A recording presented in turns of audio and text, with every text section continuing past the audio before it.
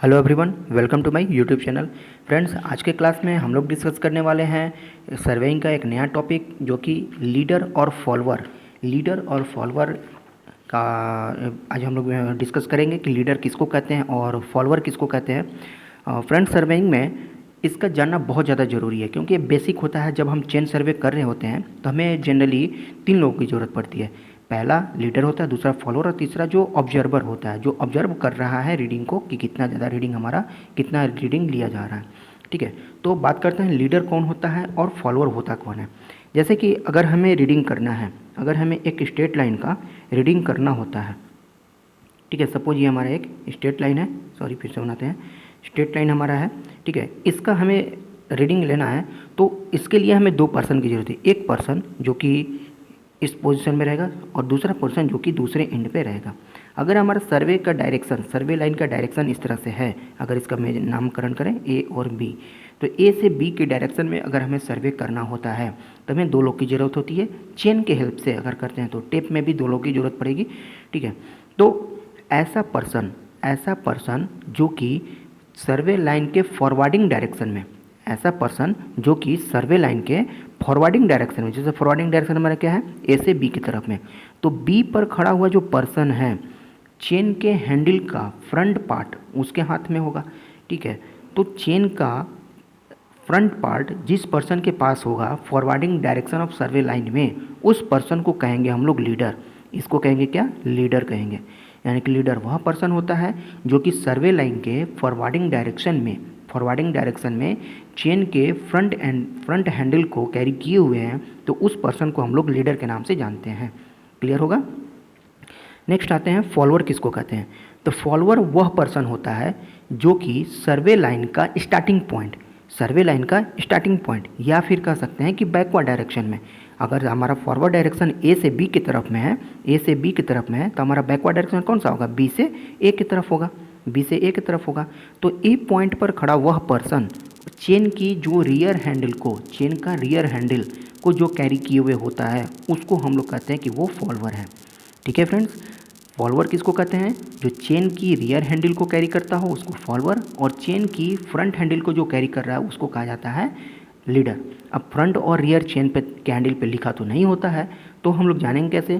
तो सर्वे लाइन का सामने बताया कि सर्वे लाइन के forwarding direction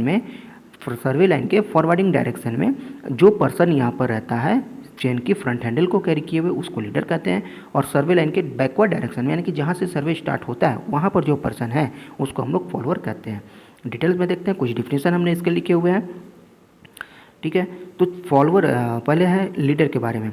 the chain man at the forward and of the chain, हमने क्या होता है कि forward and of the chain के जो फॉरवर्ड एंड है वहाँ पर जो पर्सन रहता है, चेन मैन जो रहता है, who drag the chain forward is known as leader.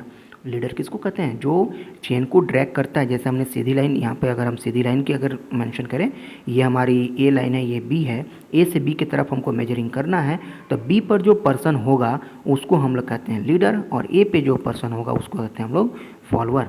Leader वो पर्सन होता है जो चेन के फ्रंट हैंडल को कैरी कर रहा हो और चेन को फॉरवर्ड डायरेक्शन में ड्रैग कर रहा हो। चेन मतलब कि अब इसके बाद कहाँ ड्रैग करेगा, आगे की तरफ में मूव करेगा, तो चेन को जो ड्रैग कर रहा हो उसको हम लोग लीडर कहते हैं, जो इसके पीछे है उसको हम लोग फॉलोअर कहते हैं। ठीक है, तो उम्मीद है आपको ये क्लियर हुआ होगा। ड्यूटीज़ क्या होती है लीडर का, लीडर की ड्यूटीज़ क्या होती है, ध्यान से देखेंगे। पहला ड्यूटी क्या है, to drag the chain forward with some arrow and ranging rod. Leader जो होता है वो ड्रैग करेगा चेन को, मतलब खींचेगा सम एरो के साथ में। लीडर के पास में एरोज होता है। ठीक है, क्वेश्चन ये पूछा जा सकता है कि स्टार्टिंग में एरो किसके पास होता है, लीडर के पास कि फॉलोअर के पास। तो हमारा आंसर होगा लीडर के पास। हमेशा याद रखेंगे कि स्टार्टिंग में एरो लीडर के पास में होता है।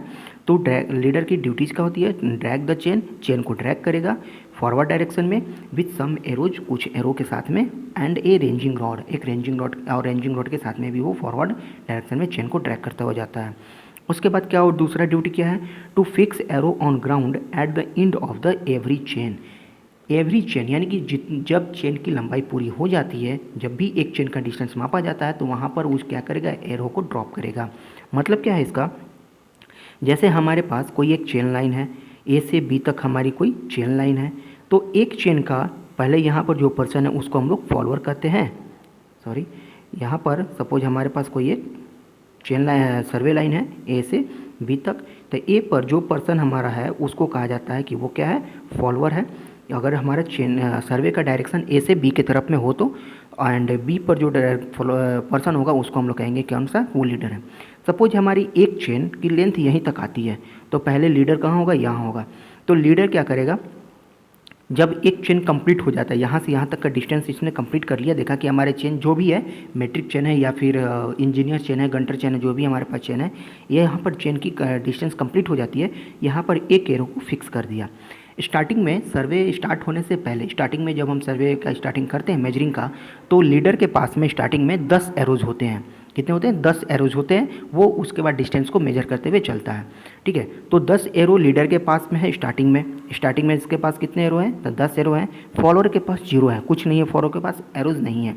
इसने क्या किया कि चेन को यहाँ पर देखा कि एक चेन की डिस्टेंस यहाँ कंप्लीट हो गई, लंबाई पूरी हो गई, तो यहाँ पर क्या किया कि इसने एक एरो को ड्रॉप कर दिया, यहाँ पर इसने पुट कर दिया एरो को।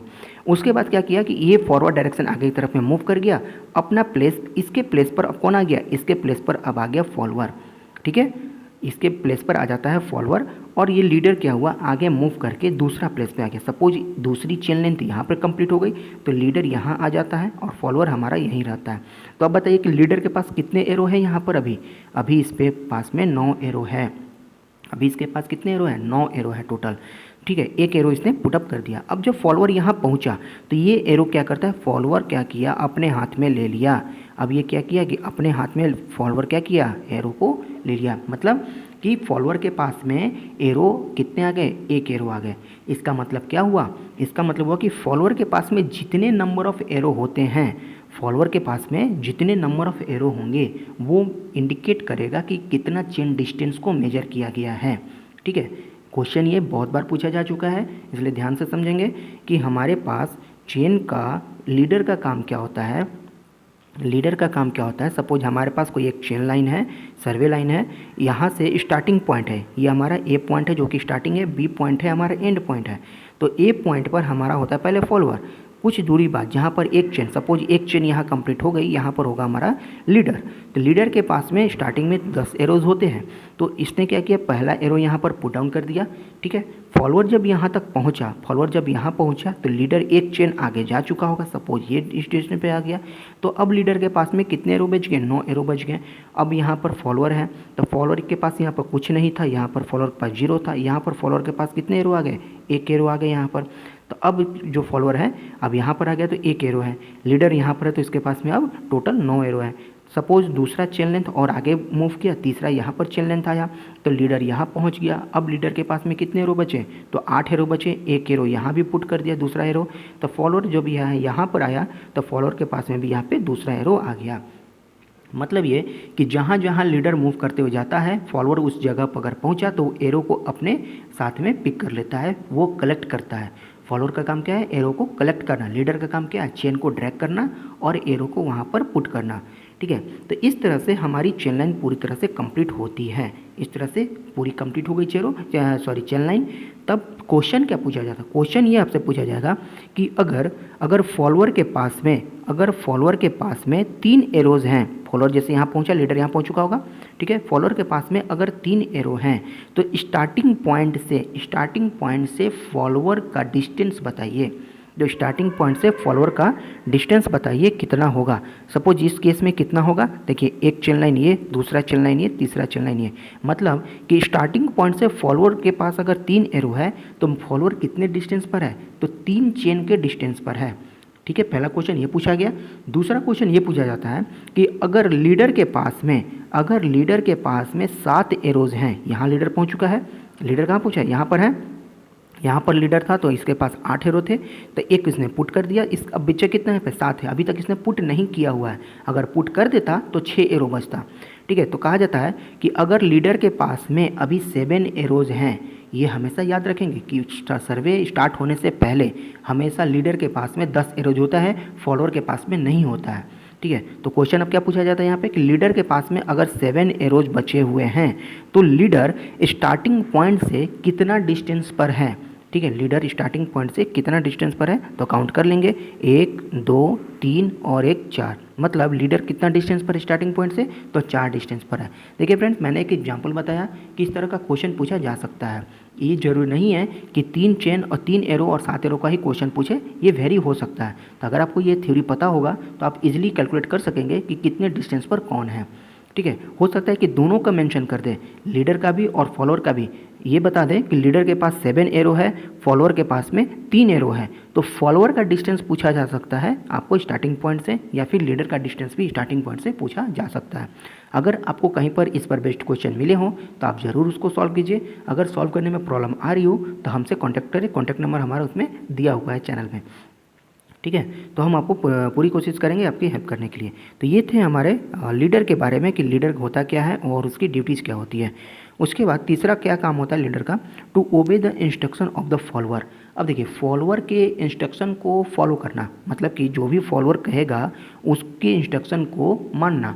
अब कैसे मानेगा, जैसे हमें रेंजिंग करना होता है या फिर डिस्टेंस हमें मेजर करना होगा, तो चेन को एक बार हमें एक झटका दे करके उसको सीधा करना होता है। तो भी फॉलोअर कहेगा कि चेन को थोड़ा सा उसको पुल करो, या फिर चेन को झटका दो, या फिर चेन को सीधा करो। तो वो कुछ इंस्ट्रक्शन देता है फॉलोअर, जो कि लीडर को भी मानना पड़ता है। ठीक है फ्रेंड्स, तो ये हो गया हमारे लीडर के बारे में। अब बात कर लेते हैं फॉलोअर के बारे में। फॉलोअर क्या होता है, the chain man at the rear and of the chain. जैसे हमने कहा कि चेन का जो 2 भाग होते हैं, चेन के सपोज एक भाग ये है, एक भाग ये है, तो चेन का कोई फ्रंट हो सकता है, कोई रियर हो सकता है। अगर हमारा चेन का सर्वे का डायरेक्शन ऐसे है तो ये हमारा रियर पार्ट हो जाएगा, ये हमारा फ्रंट पार्ट हो जाएगा। तो चेन के रियर पार्ट पर जो पर्सन होगा, जो चेन मैन होगा रियर एंड पर, उसको हम लोग कहते हैं, उसको हम लोग कहेंगे क्या, फॉलोअर। जिसके पास में 0 एंड ऑफ द चेन होगा उसको हम लोग कहेंगे क्या, फॉलोअर कहेंगे। ठीक है, फॉलोअर का ड्यूटीज क्या होता है, तो ड्यूटी ये होता है to direct the leader, leader को डायरेक्ट करेगा, इंस्ट्रक्शन देगा टाइम ऑफ रेंजिंग, जब उसको रेंजिंग करना हो। रेंजिंग क्या होता है हम आपको अगले वीडियो में बता रहे हैं कि रेंजिंग होता क्या है, पूरा डिटेल्स में समझाएंगे। उसके बाद दूसरा क्या इसका ड्यूटीज है, to carry the rear handle of the chain, chain की रियर हैंडल को कैरी करना उसका काम होता है। ड्रैग तो कर रहा होता है लीडर, तो इसको फॉलो करना होता है चेन के रियर हैंडल के साथ में। तीसरा क्या काम होता है और इंपॉर्टेंट क्या होता है इसका वर्क, तो pick up the arrow inserted by the leader, leader के द्वारा जो एरो इंसर्ट किया गया है, जो पुट किया गया है ग्राउंड में, उसको पिकअप करना, उसको वहाँ से उठाना। ठीक है, तो ये काम होता है हमारा फॉलोअर के पास में। तो आई होप आप सब लोग समझ गए होंगे कि वर्क क्या होता है लीडर का और फॉलोअर का क्या होता है। तो ये थे हमारे कुछ लीडर और फॉलोअर के बारे में। अब बात कर लेते हैं कि चेन के बारे में, कि एडजस्टमेंट ऑफ चेन, चेन का एडजस्टमेंट कैसे किया जा सकता है, चेन को किस तरह से एडजस्ट हम लोग करते हैं। देखिए, चेन एडजस्ट करने का मतलब क्या होता है, चेन एडजस्ट करने का मतलब कि चेन अगर अपने वास्तविक लंबाई से, जो उसकी ओरिजिनल लेंथ है, उससे अगर या तो बड़ी हो गई है या तो उससे छोटी हो गई है। चेन अगर अपने रियल लेंथ से, जो उसका रियल लेंथ है, या तो 20 मीटर का, 30 मीटर का हो, या 100 फीट का हो, या 66 फीट का हो, 33 फीट का हो, जो भी उसका ओरिजिनल लेंथ है, उस लेंथ से अगर वो बड़ी हो गई है या फिर अपने ओरिजिनल लेंथ से छोटी हो गई है, तो उस चेन के लेंथ को हमें एडजस्ट करना होता है। ठीक है, ये पता कैसे चलेगा कि चेन की लेंथ हमारी बड़ी हो गई है या छोटी हो गई है, तो उसके लिए टेस्टिंग ऑफ चेन करते हैं, वो आपको हम नेक्स्ट वीडियो में बताएंगे कि चेन की टेस्टिंग कैसे होती है। ठीक है, तो अगर हमें ये पता चल गया टेस्टिंग में कि चेन की लंबाई हमारी पहले से बढ़ गई है, तब हम कुछ वर्क करेंगे जिससे उसकी लंबाई जो है पहले जैसी हो जाए। जैसे पहला क्या करेंगे, closing of the joints of the ring, जो हमारे रिंग हैं वो वेल्डेड नहीं रहते हैं, जनरली उसको टच करा जाता है, मतलब कि वेल्डिंग फिक्स जॉइंट नहीं होते हैं, वो जॉइंट ऐसे रहते हैं कि उसको मोड़ करके जनरली रखा जाता है। तो चेन को जब हम एक्स्ट्रा पुल कभी लग जाता है, एक्स्ट्रा पुल लगा देते हैं, तो उसमें जॉइंट्स क्या होते हैं, वो ओपन हो जाते हैं। तो चेन के जो रिंग्स के जॉइंट है वो कभी कभी खुल जाते हैं किसी कंडीशन में, तो अगर कहीं से चेक करेंगे कहीं से जॉइंट खुला तो नहीं है, अगर खुला होगा तो उसको हम लोग क्लोज कर देंगे। दूसरा है, जो अगर हमारे रिंग्स जो हैं वो इलोंगेट हो गए हैं, अपने ओरिजिनल शेप से इलोंगेट हो गए हैं, ज़्यादा मतलब बढ़ गए हैं, शेप चेंज कर चुके हैं, तो उस इलोंगेट को हम लोग क्या करेंगे, हैमरिंग के हेल्प से फिर से ओरिजिनल शेप में लाएंगे। तीसरा है, replacing some old rings by new rings, अगर जो रिंग्स हमारे रिपेयर नहीं होने लायक हैं, उसको हम लोग क्या करेंगे उसको हम लोग रिप्लेस कर देंगे। किससे रिप्लेस करेंगे? तो न्यू रिंग से। ओल्ड रिंग जो पुराने रिंग बार बार यूज होते हुए आ गए हैं और बार बार टेढ़ा हो जाते सीधा कर रहे हैं तो अपना ओरिजिनल शेप में नहीं आ रहा है, उसको हम लोग क्या करेंगे? उसको रिप्लेस कर देंगे, दूसरा रिंग वहाँ पर इंसर्ट कर देंगे। नेक्स्ट है चौथा पॉइंट का, removing some of the rings. अगर कुछ एक्स्ट्रा रिंग उसमें अगर लगे हुए हों, चेक कर लेंगे कि कहीं अगर सब कुछ सही है, कहीं एक्स्ट्रा रिंग तो नहीं लगा हुआ है, तो उस केस में हम लोग क्या करेंगे? कुछ रिंग्स को हम लोग बाहर भी निकाल देंगे। नहीं तो अगर हम देखेंगे कि चेन की लंबाई हमारी नहीं सही हो रही है, बार बार हम सब कुछ सही कर लिए हैं, कुछ रिंग्स भी नहीं, शेप भी चेंज करने लायक नहीं है, रिप्लेस करने लायक नहीं है, तो कुछ रिंग्स को वहाँ से रिमूव कर देंगे जिसके हेल्प से, जिससे वो चेन की हमारी ओरिजिनल लेंथ गेन हो जाए, तो वो वर्क भी यहाँ पर हम लोग कर सकते हैं। तो ये हो गया कि चार पॉइंट जो कि हम लोग कर सकते हैं कि जब हमारी चेन की लंबाई वास्तविक लंबाई से थोड़ी सी बड़ी हो गई हो तो। ठीक है। और दूसरा है कि जब चेन की हमारी लेंथ जो है टू शॉर्ट हो जाए, यानी कि पहले जो ओरिजिनल लेंथ है उससे छोटी हो जाए, तब क्या करेंगे? उस केस में चेन को किस तरह से एडजस्ट करेंगे?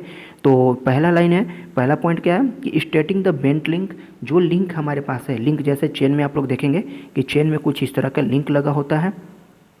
ठीक है। तो चेनिंग करते समय जब हम लोग फोल्डिंग अनफोल्डिंग करते हैं या फिर एक्स्ट्रा पुल लगाते हैं, तो उस केस में कभी कभी मिसहैंडलिंग होने की वजह से इस लिंक का टेढ़ा हो जाना स्वाभाविक सी बात है।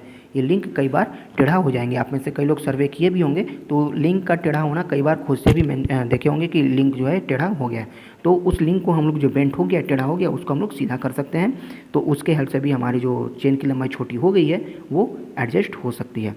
दूसरा है opening joints of the rings. अगर ऐसा हुआ कि जॉइंट्स एक दूसरे के ऊपर चढ़ गए हों, जैसे कि हमारे पास जो जॉइंट्स होते हैं, हमारे पास जो जॉइंट होते हैं रिंग का, कुछ इस तरह से जॉइंट किए हुए रहते हैं, ये प्रॉपर वेल्ड नहीं रहते हैं, वो आपस में एक दूसरे के फेस सामने रहते हैं, ये जॉइंट वेल्डेड नहीं रहते हैं। तो कभी कभी ऐसा होता है कि ये जो जॉइंट है आपस में इस तरह से चढ़ जाते हैं। ठीक है। बार बार इसको अगर कभी खुल गया हो तो उसको बंद करने के चक्कर में, अगर बंद कर रहे हो जॉइंट्स को, अगर हम क्लोज कर रहे हो तो ज़्यादा क्लोज होता है। तो ऐसे केस में यहाँ पर जो ये पार्ट्स देख रहे हैं ये ओवरलैप हो गए हैं, तो ये भी रीजन होता है चेन की लंबाई को छोटा करने के लिए। तो ये जो जॉइंट ओवरलैप हो गए हैं, इसको हम लोग रीओपन कर देंगे, ताकि इस पोजीशन में ला देंगे, तो हमारी चेन की लंबाई जो है एडजस्ट हो सकती है।